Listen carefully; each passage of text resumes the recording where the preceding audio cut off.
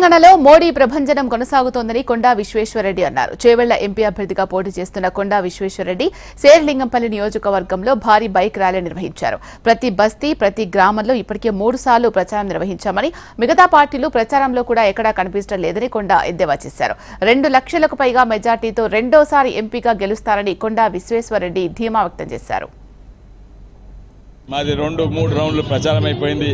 ప్రతి గల్లీలో మేము కనబడుతున్నాం, ప్రచారాలు మా రాష్ట్రాలు కనబడుతున్నాయి. కానీ వాళ్ళు రోడ్ షోలు ఏమీ వదులుకున్నట్టున్నారు. భారీ మెజారిటీ వాళ్ళు గెలుస్తున్నాము. ప్రజలు ఎట్లా తయారైందంటే వాళ్ళు ఎవరెంత ఇచ్చినా ఓటైతే మోడీకే అని ప్రతి బస్తీలో, ప్రతి గ్రామంలో ఎవరెంత ఇచ్చినా కూడా మోడీకే ఓటని వాళ్ళు నిర్ణయం ఆల్రెడీ తీసుకున్నారు. ఈరోజు వాళ్ళు కుట్ర పన్ని ఏదేదో చేస్తుండ్రు.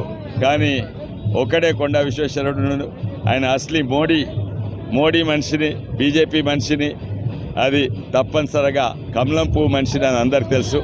అయితే వచ్చే ఎన్నికలలో 2వ నంబర్కు ఓటేసి మీరు ఓటేస్తే నేను రెండోసారి ఎంపీ అయితే 2 లక్షల మెజార్టీతో తప్పనిసరిగా గెలుస్తున్నాను.